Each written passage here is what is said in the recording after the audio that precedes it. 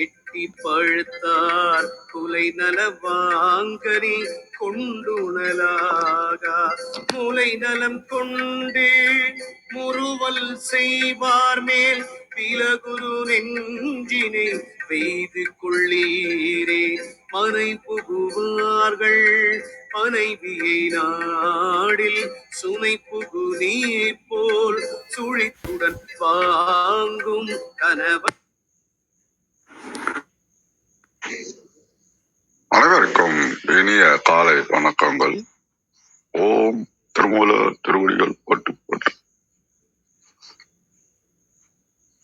திருமந்திரம் 7ஆம் தந்திரம் 8வது அத்தியாயம் என்று பார்க்க இருக்கின்றோம். சம்பிரதாயம், அதாவது மரபு அல்லது வழக்கமாக செய்யக்கூடிய விஷயங்கள். நம்ம லைஃப்ல சொல்லுவோம் சம்பிரதாயனவோ அதை செய்ப்பா அப்படின்னு. அந்த மாதிரி இறைவனை வழிபடுவதில் இருக்கக்கூடிய சம்பிரதாயத்தை இந்த அத்தியாயத்தில் நமக்கு குறிப்பிடுகின்றார். உடல் பொருள் ஆவி உதகத்தால் கொண்டு, உடல் பொருள் ஆவி உதகத்தால் கொண்டு படர்வினை பட்டர பார்த்து கை வைத்து, படர்வினை பட்டர பார்த்து கை வைத்து நொடியின் அடி வைத்து நுண்ணுணர்வு ஆக்கி, நொடியின் அடி வைத்து நுண்ணுணர்வு ஆக்கி கடிய பிறப்பற காட்டினன் அந்தியே, கடிய பிறப்பற காட்டினன் அந்தியே. இந்த பாடல் இறைவன் எவ்வாறு கர்மப்பற்றுகளை நீக்கி தெய்வீக ஞானத்தை அருளுகின்றான். ஒரு செகண்ட் போதும், கரண்ட் பாய்ச்சினா எப்படி உடல்ல ஒரு பெரிய வைப்ரேஷன் ஏற்படுதோ அது மாதிரி உடல் பொருள் ஆவி இந்த மூன்றும் இருக்கு பார்த்தீங்களா. இந்த மூன்றும் உடல் செல்வம் அல்லது சாராம்சம். இவற்றை எங்க நமக்கு ஆரம்பிக்குதுன்னா கருப்பையிலேருந்தே ஆரம்பிக்குது. தாயின் கருப்பையிலேருந்து ஆரம்பிக்குது. விரிவடைஞ்சு விரிவடைஞ்சு உலக செயல்களையும் பற்றுகளையும் அப்ப துண்டிக்கலாமான்னு இறைவன் ஆன்மாவை பார்ப்பார். பார்த்தாருன்னா தெய்வீக அருள் கிடைச்சதுன்னா ஒரு நிமிஷத்துல தமது அடைக்கல கரத்தை கை வைத்து அல்லது பாதங்களை நம் மீது வைத்து அல்லது சூட்ச்ம உணர்வை பையாக உயர்த்தி தொடர் பிறவியை கொடிய சுழற்சியை முடிவுக்கு கொண்டு வருகின்றார். அதுதான் இந்த பாடலுடைய ஒட்டுமொத்தமா நமக்கு கிடைக்கக்கூடிய விஷயம்.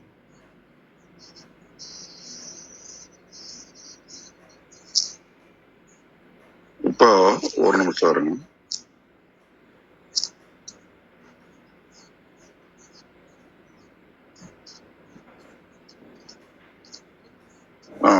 உடல் பொருள் ஆவி இருக்கு பார்த்தீங்களா. ஆவின்னா இந்த இடத்துல ஆன்மா. இந்த மூன்றையும் உதகத்தால் கொண்டுன்றாருங்க முதல் வரி. அப்ப நீர் வார்த்து தானமாக கொடுத்து குருவிடம் சரணடைந்த சீடனுக்கு. நாம மூணுத்தையும் அவர்கிட்ட கொடுத்து சரணடைஞ்சோம். படர்வினை பற்று அற தொடர்ச்சியா படர்ந்து வருகின்ற கொண்டிருக்கின்ற கர்மாக்களும் பற்றுக்களும் முழுமையாக நீங்க வேண்டும். எப்படி? பார்த்து தன் அருட்கண்ணால் நயன தீர்த்தை, கை வைத்து ஸ்பரிச தீர்த்தை, திருவடி தீர்ச்சை நொடி பொழுதில் திருவடிகளை சூட்டி கொடுக்கிறது. அப்போ நுட்பமான ஞான உணர்வை உணர்த்தி மானச தீர்ச்சை இப்படியாக கொடிய பிறவி சூழலை அறவே ஒழிக்க காட்டினான் நந்தி என்றார். சிவநெறிக்கான உண்மையான நந்தீஸ்வரனாகிய குருநாதன் காட்டி அருளினான். குரு அருளும் தீட்சை முறைகளும் தான் அந்த பாடல சொல்றார். ஒரு ஜீவன் பிறவி பெருப்பேற்ற எப்படி கடக்க வேண்டும்? ஃபர்ஸ்ட் சமர்ப்பணம் அல்லது சரப்படிதல் அப்படின்ற ஒரு வார்த்தை யூஸ் பண்றாரு இங்க. உடல் பொருள் ஆவி மூன்றையும் இறைவனுக்கும் குருவுக்கும் உதகம் அப்படின்னா நீர் தெளிச்சு தாரை வார்த்து முற்றிலுமாக சரணடைய வேண்டும். இங்க 4 வகை தீட்சைகள்ன்றாருங்க. ஆசைகளை அறுக்க குருநாதன் 4 நிலைகளில் நமக்கு தீட்சை அளிக்கின்றார். நயன தீட்சைன்னா கண்ணால பார்க்கறது, பரிச்சை தீட்சைன்னா கையால தலையில கை வச்சு பண்றது. திருவடி தீட்சைன்னா அவருடைய திருவடியை சீடன் தலையில வைக்கிறது. ஞான அல்லது மானச தீட்சை அப்படின்னா நுண்ணுணர்வு ஆக்கி சொல்லிலடங்காத நுண்ணிய சிவஞான உணர்வை நெஞ்சில உதிக்க செய்கிறது. இப்படியாக குருவர்களால் ஆன்மாவை பிணிந்துள்ள கொடிய பிறவி முயற்சி நொடி பொழுதில் நீங்கினால் சிவபேறு கிடைக்கும். பார்வையால வினைகளை சுட்டரித்து கரம் தொட்டு திருவடி சூட்டி நொடி பொழுதில் பேரொழியை காட்டும் குருவரின் கருணையை தான் இந்த பாடலை நமக்கு விளக்குறாரு. அதுக்கு ஒரு கதை ஒண்ணு சொல்றோம்னா, வேதாரண்யத்துல ஒரு வனப்பகுதியில ஞானதேவர் அப்படின்னு ஒரு சித்தர் வாழ்ந்து வந்தாரு. சிவயோகத்துல திளைச்ச அவர் பார்வைப்பட்டாலே மக்களின் மனக்கவலைகள் வந்து போகும். அவர்கிட்ட மாதவன் அப்படின்னு ஒரு இளைஞன் வந்து சேர்ந்தான். குருவுக்கு தேவையான பணிவிடைகளாம் ரொம்ப அர்ப்பணிப்போட செய்து வந்தான். அவர் மனசுல ஒரு பெரிய கவலை ஆட்டி பறிச்சு கொண்டே இருந்தது. எத்தனை தியானம் செஞ்சாலும் மனதுல பழைய நினைவுகளும் ஆசைகளும் வந்துகிட்டே இருக்கு, கோபம் வர வந்துகிட்டே இருக்குது.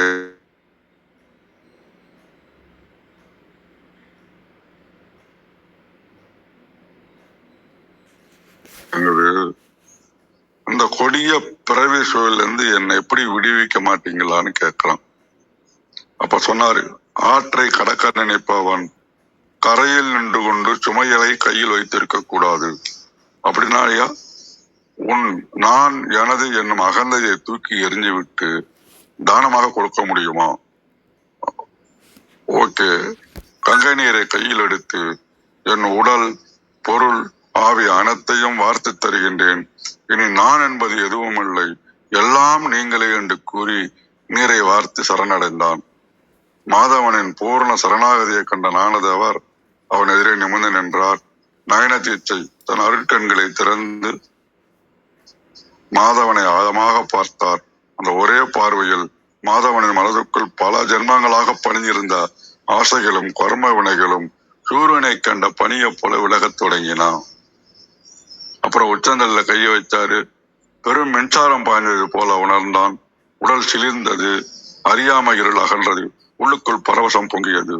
திருவிடை சிகிச்சைக்காக திரச்சல வச்சாரு. நொடி பொழுதில் அவன் நான் என்ற அகந்தை முற்றிலுமாக ஐந்து சாம்பலானது.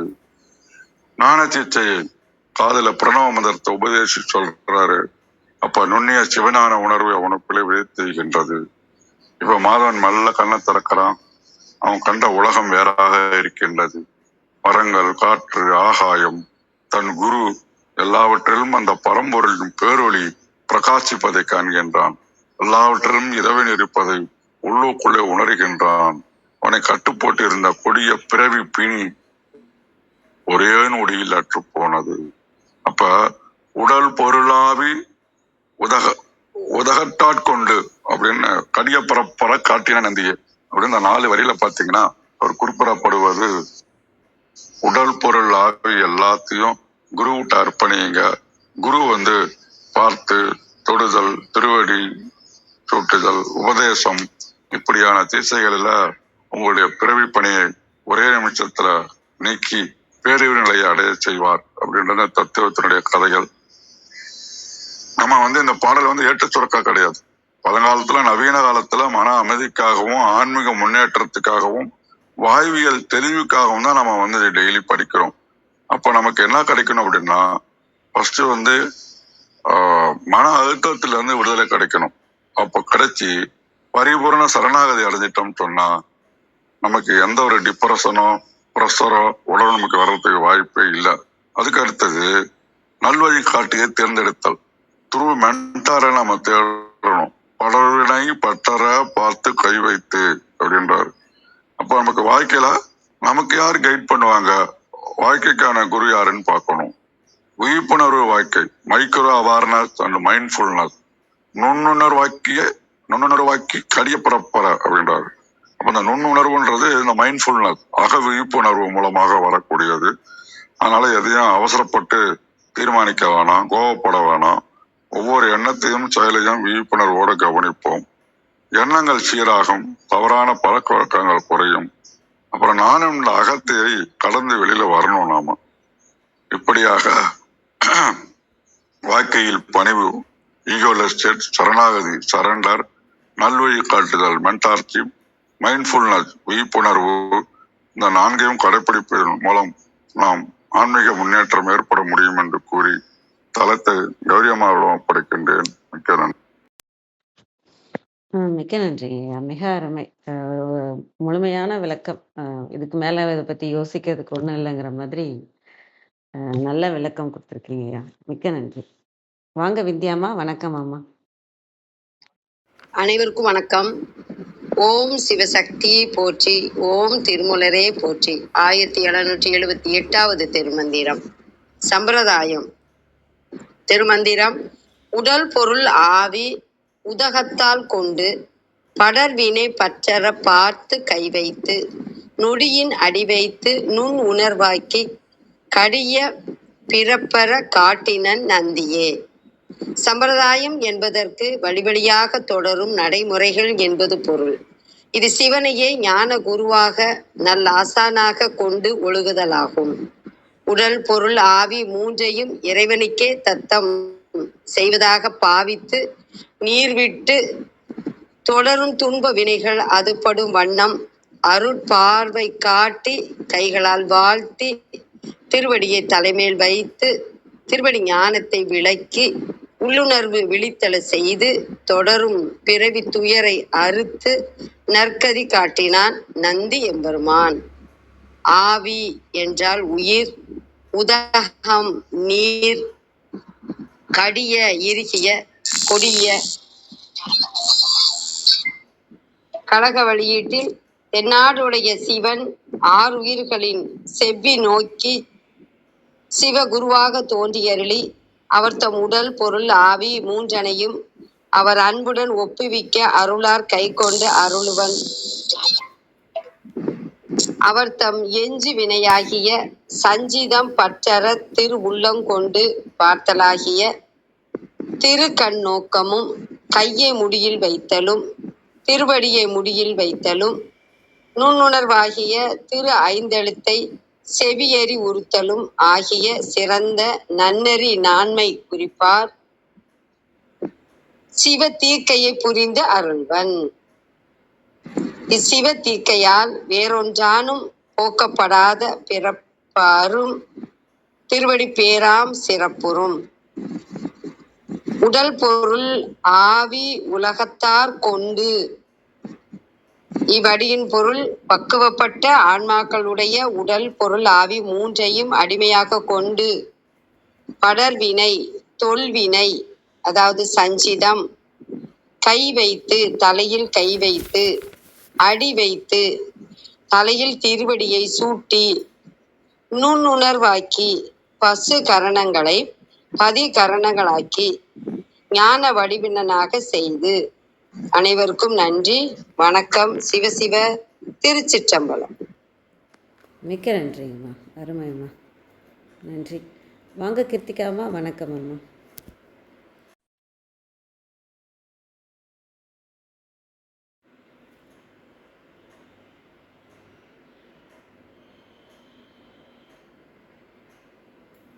நன்றி அம்மா.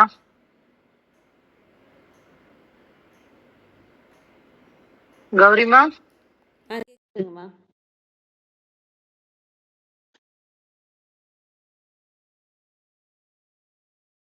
இப்ப கேக்கலங்கம்மா. கேக்குதுமா. ஃபுல்லா விந்தியம்மா பேசுனது கேட்டது. நீங்க நீங்க ஆரம்பிக்கலாமா. நன்றிங்கம்மா. நன்றி.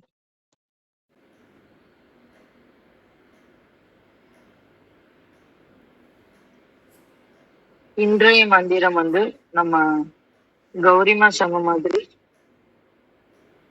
ரொம்ப தெளிவா அழகான விளக்கங்களோட நம்ம பார்த்துட்டோம்.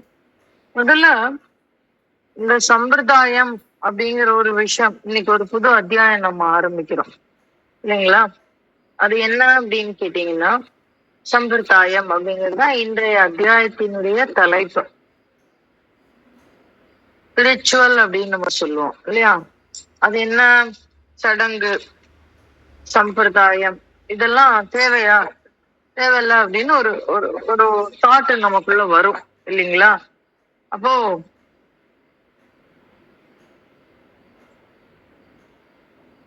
அத மீறலாம். எப்போ அப்படின்னாக்க எல்லாவற்றிலும் இறையை காணக்கூடிய ஒரு தன்மை, எல்லாவற்றிலும் முழுமையாக நின்று உணர்ந்து கொள்ளக்கூடிய ஒரு தன்மை இருந்ததுன்னா, இவங்க சொல்ற மாதிரி நம்ம எந்த சம்பிரதாயமும் இல்லாமல் இருக்கலாம். ஆனா நம்ம மனசு என்ன செய்யும் அப்படின்னா, நான் எல்லாத்தையும் பாக்குறேன் அப்படின்னு சொல்லிட்டு எப்பெல்லாம் சந்தர்ப்பம் கிடைக்குமோ அப்பெல்லாம் வெளியில ஓடி போகும். அப்போ அவைகளை கொண்டு நிறுத்துவதற்கு நமக்கு சம்பிரதாயம் தேவைப்படுகிறது. இப்போ இந்த இடத்துல எது சம்பிரதாயமாக பார்க்கப்படுகிறது அப்படின்னாக்க, அந்த சிவானுபவத்தை நம்ம எப்படி முறையாக, இப்போ நம்ம சாப்பிடும்போது ஒரு முறை இருக்கு. முதல்ல கொஞ்சம் போல இனிப்பு சாப்பிடணும், அதுக்கப்புறம் ஆஹ் அதே இனிப்ப முழுமையா சாப்பிடக்கூடாது, கொஞ்சம் போல சாப்பிடணும் முதல்ல, அதுக்கப்புறம் நெய் சாப்பிடணும், அதுக்கப்புறம் வெறும் ரைஸ் சாப்பிடணும், அதுக்கப்புறம் பருப்போட சேர்த்து சாப்பிடணும், அதுக்கப்புறம் குழம்பு ஊற்றிக்கணும், அதுக்கப்புறம் காயெல்லாம் போடணும், திருப்பி ஒரு ரசம், அந்த குழம்போட நீர்மையான ஒரு இன்னொரு பகுதி புளியோட தன்மையில சாப்பிடணும். இப்படி எல்லாம் இருக்கு. இதெல்லாம் எதுக்கு? இதெல்லாம் பண்ணும்போது உடல் தன்னுடைய இயலை மிக எளிதாக செய்ய முடியும். குடல் அழகா செரிமானம் ஆகும், வெளியேற்றும், உடல் ஆரோக்கியமாக இருக்கும். இது ஒரு முறை. இந்த முறை எதுக்கு அப்படின்னா, என்னத்தை சாப்பிட்டாலும் ஜெரிச்சு, என்னத்தை சாப்பிட்டாலும் அந்த அந்த ஒழுங்கா நடந்துட்டு இருந்ததுன்னா நம்ம இந்த சம்பிரதாயம் இல்லாம இருக்கலாம். ஆனால் இப்படியே விட்டு விட்டு விட்டு உடம்ப கெடுத்து வச்சுக்கிட்டோம்னா அப்போ இந்த முறை நம்மளுக்கு கஷ்டமா இருக்கும். அப்ப அப்படியெல்லாம் இல்லாம எல்லாவற்றிலும் இறைவனை காணக்கூடிய அந்த தன்மை வர வரைக்கும் நம்ம என்ன பண்ணணும் அப்படின்னாக்க, இந்த மாதிரியான சம்பிரதாயங்களை நாம் ஒழுக வேண்டும். இத 2 விதமா பார்க்கலாம். ஒண்ணு குரு பண்றதா பார்க்கலாம், இல்ல சிவமே குருவாக நமக்கு இத காமிச்சு கொடுக்குறாரு அப்படின்னு பார்க்கலாம். ஆக்சுவலா பார்த்தா நம்ம 2வது தான் பார்த்தாகணும். ஏன்னா இந்த இடத்துல வர்றது பூராமே அந்த ஆத்மலிங்கம், சிவலிங்கம் அப்படின்னு நம்ம சிவமே நம்ம உள்ளே திகழ்வதாகத்தான் நம்ம பார்த்துட்டு இருக்கோம். அப்போ அந்த மாதிரி இப்ப இருக்கிற காலகட்டங்கள்ல நம்ம புறகுரு நிறைய பேர் தேடி நம்ம கத்துக்கலாம். ஆனாலும் அகமாக நின்று நமக்கு உணர்த்துகின்ற, திருமூலரிடம் சேர்க்கின்ற ஒரு அருஞ்செய்தியை நமக்கு செய்திருக்கிற அந்த அகமாக உணர்கின்ற அந்த எம்பெருமான், நந்தி எம்பெருமான் தான் குருவா பார்க்கிறோம். அந்த நந்தியும் பராநந்தின்னு நமக்கு உள்ள காமிச்சு கொடுத்தாரு. சோ நம்ம அப்படி பார்க்கறது தான் இதுக்கு இசைவான ஒன்றாக இருக்க முடியும். இப்ப பாருங்க, உடல் பொருள் ஆவி உதகத்தால் கொண்டு அப்படின்னு சொல்றாங்க. இந்த உதகத்தால் அப்படிங்கறத உலகத்தார் கொண்டு அப்படின்னு பார்க்கிறவங்களும் இருக்காங்க. அப்போ யாரு உலகத்தார் அப்படின்னு பார்த்தானா, இந்த உலகத்தார்கள் சொல்லக்கூடிய உடல் பொருள் ஆவி அப்படின்னும் நம்ம ஒரு இடத்துல பார்க்கலாம். இல்ல இந்த உலகத்திற்கு தலைவனாக இருக்கக்கூடிய அந்த இறையம்பெருமான் உடல் பொருள் ஆவி கொண்டு நம்முடைய உடல் பொருளை ஆவியை அவருடைய உலகத்திற்கு எடுத்து சென்று, இல்லைன்னா அவர் தனதாக்கி கொண்டு அப்படிங்கிற ஒரு பொருளையும் பார்க்கலாம். உதகம் அப்படிங்கிறதுக்கு நீர் ஒன்னும் ஒரு பொருள் இருக்கு. அப்ப இந்த இடத்துல உடல் பொருள் ஆவி உதகத்தால் கொண்டு படர்வினை பற்றற பார்த்து கை வைத்து அப்படின்னு சொல்றாரு. அப்ப இந்த இடத்துல நீரை வச்சு தத்தம் கொடுக்கறதுங்கிறது ஒரு முறைமை. நம்ம திருமணத்துல கூட நீங்க பார்க்கலாம், தத்தம் கொடுக்கறது அப்படின்னு சொல்லுவோம். நம்ம அதிதிகளுக்கு உணவு அருந்த கொடுக்கும் பொழுது, முன்னோர்களுக்கு திதி கொடுக்கும் போது எல்லாமே நம்ம என்ன பண்றோம் அப்படின்னா, நீரை வார்த்து நம்ம இது என்னோடது இல்ல, உங்களுக்கு இது உங்களுக்கு சேரட்டும் அப்படின்னு. ஏன்னா நீருக்கு அப்படி ஒரு தன்மை உள்ளது. ஏன்னா நீர் நம்முடைய அனைத்து பாவங்களையும் கழித்து, இல்லைன்னா நம்ம சென்று சேர்க்க வேண்டிய அந்த it is a connectivity between the real world and the பித்ருலோக, புவர்லோக, சுவர்லோக அப்படின்னு வரிசையா இருக்கு இல்லையா? அத்தனை உலகத்திற்கும் உண்டான தொடர்பாக இந்த நீர் தான் செயல்படுறது. ஏன் அப்படின்னு சொல்றேன் கேளுங்க. இந்த பஞ்சபூதத்துல நம்ம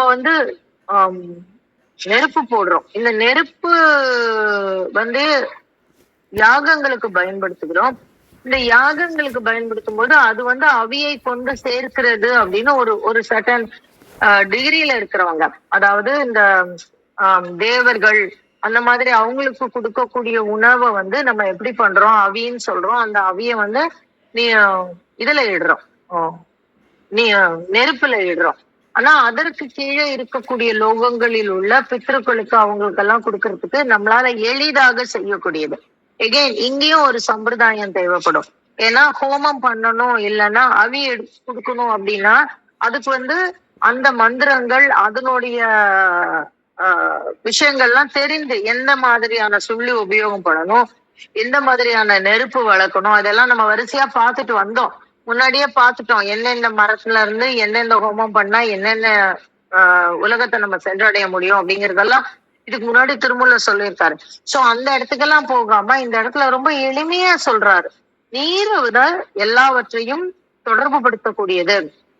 அதனால உடல் பொருள் ஆவி உதகத்தால் கொண்டு அப்படின்னு நீரை வச்சு அப்படின்னு எல்லாரும் வந்து பொருள் சொல்லி இருக்காங்க. படர்வினை பற்றற பார்த்து கை வைத்து அப்படின்றாரு. அப்போ படர்வினை அப்படின்னா என்ன அர்த்தம் அப்படின்னா படர்ந்து செல்கின்ற வினை அப்படின்னு தான் நம்ம இந்த இடத்துல பொருள் கொள்ள வேண்டியிருக்கு. அப்போ படர்ந்து செல்கின்ற வினை அப்படின்னா என்ன, ஒண்ணு நீண்டு கொண்டே செல்லுகின்ற ஒரு ஒரு வினை அப்படின்னும் நம்ம எடுத்துக்கலாம். இன்னொன்னு வந்து மன்னிக்கணும், இன்னொன்னு வந்து அப்படி இல்லை, நம்ம வினைனால மற்றவர்களுக்கு. அப்ப இப்போ இன்னைக்கு வந்து நான் இருக்கேன், அப்ப இன்னைக்கு நான் இருக்கக்கூடிய என்னால ஏற்படக்கூடிய தாக்கங்கள், இப்ப நல்ல தாக்கம்னா ஓகே, இல்ல கெட்ட தாக்கமும் வரும். ஐயோ இவ வந்துட்டாளா, இவ வந்தாலே பிரச்சனை வருமே அப்படின்னு சொல்லுவோம் ஒரு சிலர. இல்ல நம்ம பண்ணக்கூடிய நல்வினை தீவினைகள் மற்றவர்களுக்கு வினைகளை உண்டாக்கும். இப்படி எல்லாம் கூட விஷயங்கள் இருக்கு. அப்ப அந்த மாதிரி படர் வினை பற்றற நீக்கி அப்படின்னு சொல்றாரு. அப்ப அதையும் வந்து படர் வினைன்னு பார்த்தலாம். பற்றற பார்த்து கை வைத்து, அப்ப அந்த இடத்துல அவர் வந்து அந்த வினைகளை பார்த்து அதை கை வைத்து, அப்ப இந்த என்ன விதமான தீட்சை அதெல்லாம் நம்ம அழகிஸ்னையா அழகா சொன்னாரு. நொடியின் அடி வைத்து நுண்ணுணர்வாக்கி அப்படின்னு சொல்றாரு. நொடியின் அடி வைத்து நுண்ணுணர்வாக்கி அப்படின்னா அது ஒரு நொடி. அப்ப இந்த நொடித்தல் அப்படிங்கிறதுக்கு 2 விதமான பொருள் இருக்கு. ஒண்ணு வந்து வாக்கிங் மூலமாக, நொடித்தல்னா பேசுறது சொல்றது அப்படின்னு ஒரு பொருள் இருக்கு. அதனால இந்த இடத்துல என்ன சொல்றாரு அப்படின்னாக்க எந்த மந்திரம் உபதேசித்தால், நான் நேற்று சொன்னோம் பாத்தீங்களா, இந்த டேர்ன் எங்க எடுக்குதுன்னு பார்த்து அதுக்கு தக்கன நம்ம வந்து மந்திரம் உபதேசிக்கணும். இப்ப பிரணவம் வந்து எல்லாருக்கும் பிரணவத்தை உபதேசிச்சு தர முடியாது. அதுக்கு முன்னாடி ஒரு சில மந்திரங்கள் நம்ம வந்து சொல்லி கொடுக்க வேண்டியிருக்கும். அதே மாதிரி சித்தர்கள் மந்திரம் பாத்தீங்கன்னா நிறைய அந்த சித்தர்களோட மந்திரத்தை நீங்க வச்சு பார்க்கும்போது அந்த ஒன்னொன்னுக்கும் ஒரு அழுத்தம் எங்க கொடுக்கணுங்கிறத நம்ம மூச்சை வச்சுதான் முடிவு பண்ண முடியும். அதை வச்சுதான் எந்த சித்தரை நம்ம உபதேசிக்க முடியும், எந்த சித்தர்கிட்ட நம்மளால உபதேசம் வாங்க முடியுங்கிறது முதற்கொண்டு இருக்கு. சோ அந்த மாதிரி இந்த இடத்துல என்ன சொல்றாரு அப்படின்னாக்கா, என்ன மந்திரத்தை உபதேசித்தால் நாம் மேல்நிலைக்கு செல்ல முடியுமோ அதை வச்சு சொல்றாரு. அடி வைத்து அப்படின்னு சொல்லலாம்.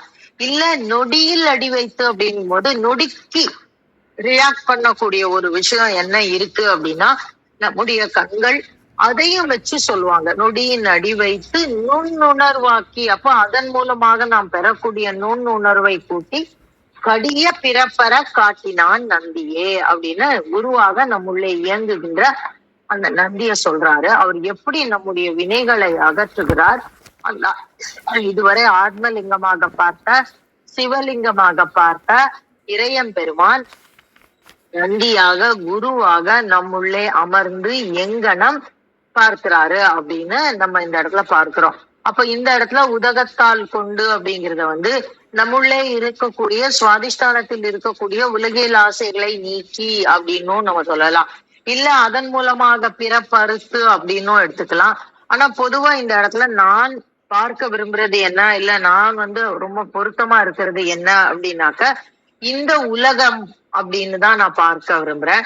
அப்ப இந்த உலகத்தார் சொல்லக்கூடிய உடல் பொருள் ஆவி அப்படின்னு நம்ம புரிஞ்சுக்கலாம். அதாவது கிருத்திகா அப்படிங்கிற ஒரு அடையாளம் அப்படின்னு நம்ம எடுத்துக்கிற மாதிரி எடுத்துக்கலாம்.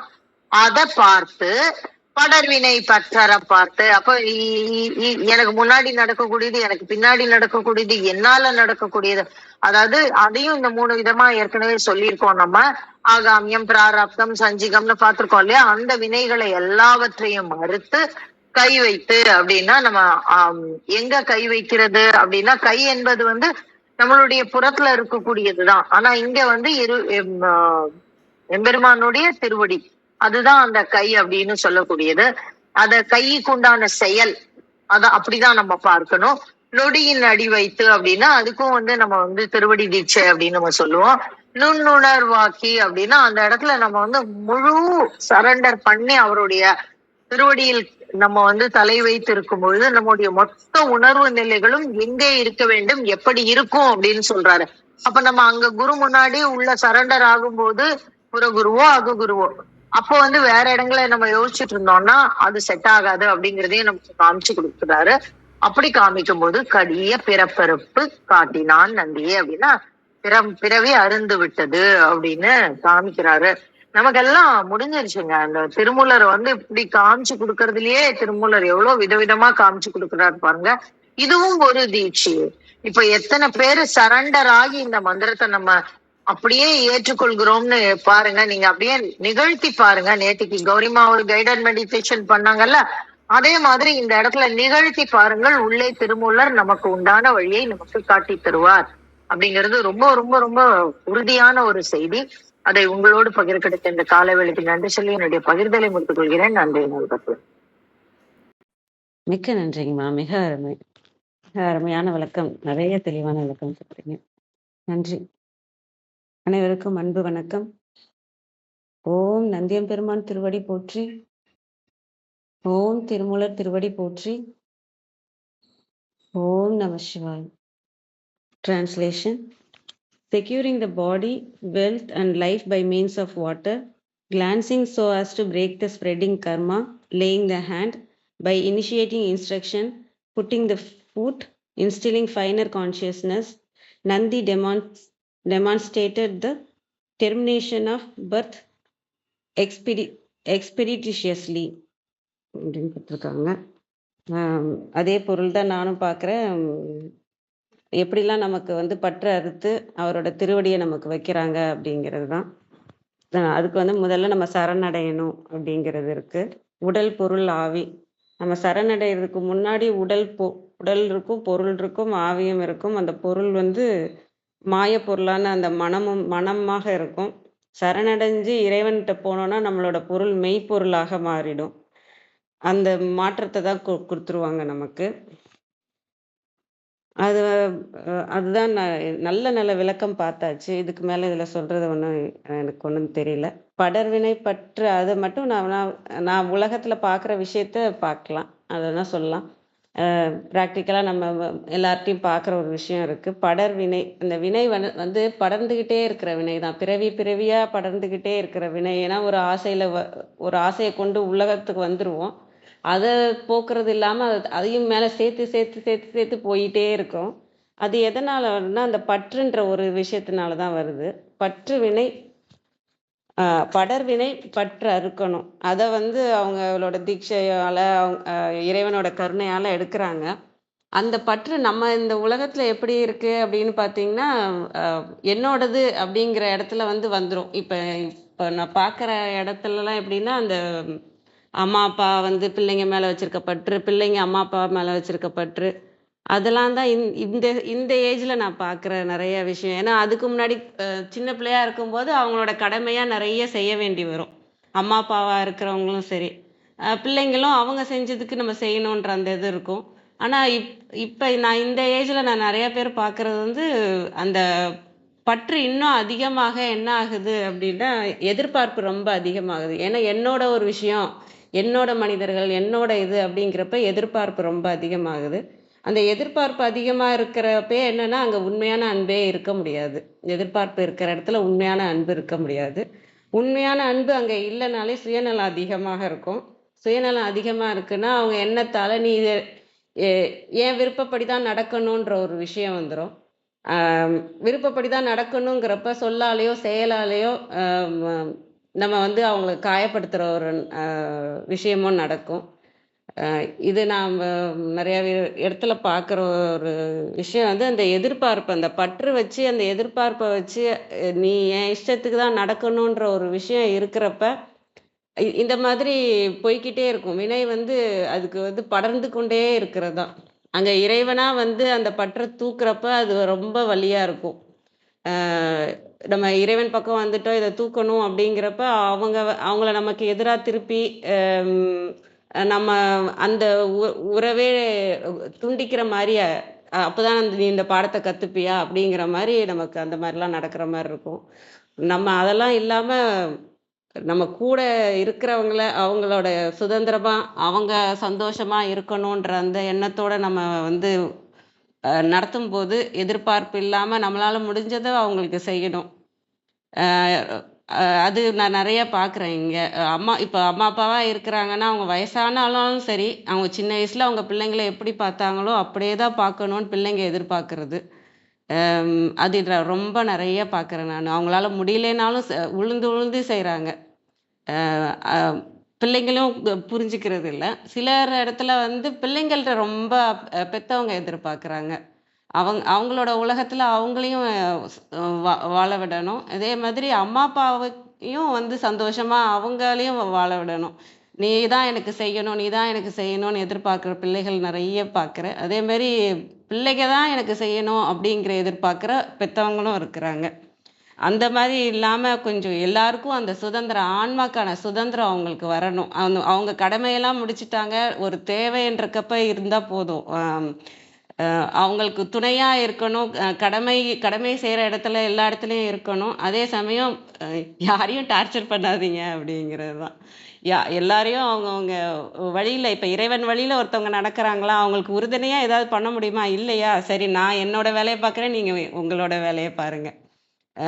உங்களோட சந்தோஷத்துக்கு என்னால் ஏதாவது ஹெல்ப் பண்ண முடியும்னா கேளுங்க, நான் ஹெல்ப் பண்ணுறேன். என்னோட சந்தோஷத்துக்கு ஏதாவது உங்களால் முடியும்னா நான் கேட்குறேன். இந்த மாதிரி இருந்தால் எல்லாருமே அந்த பற்று இல்லாமல் கடமையை மட்டும் செய்கிறோம் நம்ம இங்கே. எனக்குன்னு ஒரு கடமை இருக்குது. இப்போ எனக்கு குடும்பம் இருக்குது, என் குடும்பத்தை பார்க்கணுங்கிறது என் கடமை. ஆனால் அதுக்கு பின்னாடியே நான் போய் பிடிச்சி வச்சு நீ என் மேலே அன்பாக இருக்கணும், நானும் ஏன்னா இது அன்பே கிடையாது. நம்ம இங்கே காட்டுறது வந்து பெற்றவங்களா இருந்தாலும் சரி, பிள்ளைங்களா இருந்தாலும் சரி, அவங்க காட்டுறது வந்து உண்மையான அன்பு கிடையாது. அதில் வந்து ஒரு எதிர்பார்ப்பு, சுயநலம், என்னோடதுன்னு எப்போ என்னோட அம்மா என்னோட பிள்ளைன்ற அந்த இடத்துல அது களங்கமாயிடுச்சு. இது எல்லாருக்குமான அன்பு இல்லை.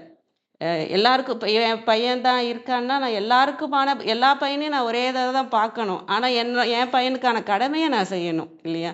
எல்லார் பிள்ளைக்கும் என் மனசில் அன்பு வந்து ஒரே மாதிரி இருக்கணும். இன்னொரு பையனை பார்க்குறனாலும் இன்னொரு பிள்ளைங்களை பார்க்குறனாலும் அதே அன்பு தான் இருக்கணும் எல்லாருக்கும். என் பையன்கிட்ட ஒரே ஒரு வித்தியாசம் வரும், என்னன்னா என் கடமையும் இதில் சேர்ந்துருக்கும். அவ்வளோதான் வித்தியாசமே தவிர இவன் எனக்கானவன், எனக்காகவே இருக்கணும், எனக்கு பின்னாடி ஏன் இறைவன் பார்த்துக்க மாட்டாருன்ற நம்பிக்கை இல்லாதனால இவன் பார்த்துக்கணுன்ற நம்பிக்கையா? இல்லை அது அது அது பிள்ளைகளோட கடமை. பெற்றவங்களோட கடமை வந்து அதை எதிர்பார்க்கறது இல்லை இல்லையா? பிள்ளைங்க அவங்க வந்து என் கடமை நான் பெற்றவங்கள பார்க்கணும்னு பிள்ளைங்க நினைக்கணும். அது வந்து அவங்க சைடு, நம்ம சைட்லேயே இல்லை. அது நம்ம சைடில் நம்மளால் முடிஞ்சதை அவங்களுக்கு கொடுக்கணுன்ற அந்த கடமையை மட்டும் பார்த்து இதிலிருந்து வெளியில் வந்தால் தான் நம்ம இறைவனை முழுமையாக பிடிக்க முடியும். இறைவன் பக்கம் திரும்பணும். நம்ம கூட இருக்கவங்கள்ட்ட உண்மையான அன்போட கடமையை செஞ்சு மற்றவங்களும் சந்தோஷமாக இருக்கணும். ஏன்னா நம்ம உலகம் நல்லா இருக்கணும், எல்லாரும் நல்லா இருக்கணும்னு நினைக்கிறது, உலகம் நல்லா இருக்கணும்னு நினைக்கிறத விட நம்ம கூடயே ஒருத்தவங்க இருப்பாங்க இல்லையா, அவங்க சந்தோஷமாக இருக்காங்களா, அவங்கள நம்ம எதுவும் பிடிச்சி வச்சுக்கிட்டு இருக்கிறோமா அப்படிங்கிறதையும் எல்லாரும் பார்க்கணும்னு நினைக்கிறேன். அதே மாதிரி இங்கே உலகத்தில் வந்து பெண்களுக்கு வந்து ரொம்ப ஏன்னா பெண்களால் பேச முடியும், நல்லா வந்து கஷ்டத்தை சொல்ல முடியும், பிரச்சனைகளை சொல்ல முடியும், தன்னோட வழி என்னன்றதை சொல்ல முடியும். அதனால் அந்த காலத்தில் ரொம்ப அடக்கி வச்சு இருந்ததுனால இப்போ எல்லாம் வெளில வர்றதுனால இப்போ இவங்க தான் கஷ்டப்படுறாங்க அப்படிங்கிற மாதிரி ஒரு பேலன்ஸ் இல்லாத மாதிரி இருக்குது. ஆனால் உண்மையா பார்த்தீங்கன்னா, ஆம்பளைங்களும் ரொம்ப கஷ்டப்படுவாங்க. ஆனா, அவங்க வெளியில எதையுமே சொல்ல மாட்டாங்க ரொம்ப. ஏன்னா, அவங்களுக்கு அந்த தான் அந்த தலைவன் அப்படிங்கிற அந்த குடும்பத் தலைவன்றதுனால, அவங்க பெருசா எதையுமே வெளில சொல்ல மாட்டாங்க. ஏன்னா, அத காமிச்சுட்டா அவங்க ஈகோ கம்மியாயிடுங்கிற மாரி. அதாவது தலைவன்ற இடத்துலேருந்து நம்ம கம்மியாயிடுறோம் அப்படிங்கிற மாரி. அதனால அவங்களோட வலியும் தெரியறதில்ல. அவங்க உ உ உழைக்கிற விஷயம் புரியறதில்ல. அ எவ்வளோ கஷ்டப்படுறாங்களோ, ஒரு வீட்ல வந்து ஒரு பொண்ணு எவ்வளோ கஷ்டப்படுறாங்களோ, இவங்க வெளியில போயும் கஷ்டப்படுவாங்க. பெண்களும் வெளியில போயும் கஷ்டப்படுறாங்க. இவங்க வீட்டுக்கு வந்தும் கஷ்டப்படுறாங்க. 2 பேரையும் ஈக்குவலா பார்க்க ஆரம்பிக்கணும். இ ஒ ஒண்டு மொத போன காலத்துலலாம் இவங்கள வந்து பெருசா தூக்கி வச்சு, இவங்க தான் பெருசுன்னு சொல்லிட்டு இருந்தாங்க. இந்த காலத்துல வந்து பெண்களோட கஷ்டத்த பெருசா சொல்லி அந்த மாரி இருக்காங்க. 2 பேரும் பேலன்ஸ்டா பார்க்க ஆரம்பிக்கணும். இவங்களோட கஷ்டத்தையும் உங்களோட வாழ்றவங்களோட கஷ்டத்தையும் புரிஞ்சுக்கணும். ஏன்னா, அவங்களுக்குள்ள இருக்க வலிய வந்து பெருசா பேச மாட்டாங்க. அதாவது பெர்சன்டேஜ் வைஸ் சொல்றேன். உங்க வீட்ல இருக்கவங்க பேசுற மாரி இருக்கலாம். பெர்சன்டேஜ் வைஸ் அவங்க சந்தோஷமா இருக்காங்களா? நம்ம நம்ம கூட இருக்கவங்களாவது நிம்மதியா இருக்கிறாங்களா? நம்ம அவங்கள நிம்மதியா வச்சிருக்கிறோமா? மத்தவங்க நம்மளால மத்தவங்களுக்கு உதவியா இருக்கா? நம்மளோட கடமைய சரிவர செய்றோமா? அது மட்டும் தான். மத்ததெல்லாம் வந்து இங்க உண்மையான ஒரே ஒரு விஷயம் வந்து இறைவன் தான். அந்த இறைவனை பற்றிக் கொள்றத தவிர வேற எதுவும் உண்மையான கடமை நமக்கு கிடையாது. இந்த மாயையான விஷயத்துக்கு கடமைய மட்டும் செஞ்சா போதும். இங்க உண்மையான நம்ம பிறப்புக்கு என்ன என்ன பண்ணணும் அப்படின்னு பார்த்தா, இறைவனை பற்றிக் கொள்றது தான். அதான் "கடிய பிறப்பறுக்கும் காட்டினன் நந்தி." அந்த அடி வைத்து அந்த நுண்ணுணர்வாக்கி. ஏன் நுண்ணுணர்வாக்கினா, ஏற்கனவே இந்த உணர்ச்சி, உணர்வு இதெல்லாம் நம்ம மனம், புத்தி, சித்தம்க்கு குடுத்துட்டோம். நம்மள்ட்ட இருக்க மத்த நம்ம புரிஞ்சுக்கிறது, உணர்ற ஒரு விஷயம்லாம் வந்து வந்து சித்தத்துல இருக்கிறத உணர முடியும். மனம், புத்தி சொல்றதெல்லாம் உணர்ச்சிகளாக நமக்கு வரும், அறிவாக வரும். அப்ப இறைவன் சொல்றத நம்ம எப்படிதான் புரிஞ்சுக்கிறது? எல்லாமே மனதுக்கே குடுத்தாச்சு இல்லையா? அப்ப இறைவன் சொல்றது எப்படி புரியுறதுன்னா, அந்த நுண்ணுணர்வுல அந்த இடத்துக்கு போய் அந்த திருவடிய பற்றிக் கொண்டு இருக்கும்போது தான் அந்த நுண்ணுணர்வா நமக்கு புரிய வரும். இந்த உணர்ச்சிகள்லாம் தாண்டி, உணர்வெல்லாம் தாண்டி நம்ம அந்த நுண்ணுணர்வுக்கு போகணும். அப்படி நுண்ணுணர்வுக்கு போன பிறகு தான் அந்த மனதோட நம்ம கட் ஆயிடுறோம். பிறப்பு அறுக்கணும். எப்ப பிறப்பு அறுக்கும்னா, இந்த மனதுன்ற விஷயத்த தாண்டி நம்ம எப்ப திருவடியில நிக்கிறோமோ, அப்பதான் இந்த பிறப்புன்ற ஒரு விஷயம். ஏன்னா வினைகள் சேராது, பற்று அறுந்துருது, மனம் பேசுறதில்ல, சித்தம் கிளீன் ஆயிடுது. இப்படி எல்லாம் நடந்ததுனால அந்த அம் அந்த விஷயமும் நமக்கு நடக்கும். அந்த பிறப்பும் அறுக்கப்படும். இது எல்லாம் யாரால நடக்கும்னா, அந்த இறைவனால தான். அந்த குருவாக இருந்த நந்தியால தான். அப்படின்னு சொல்றதா இந்த பாடல் புரிஞ்சுக்கிறேன். அனைவருக்கும் நன்றி. வேற வேற யாரும் உங்களோட கருத்து, கேள்வி ஏதாவது சொல்றீங்களா?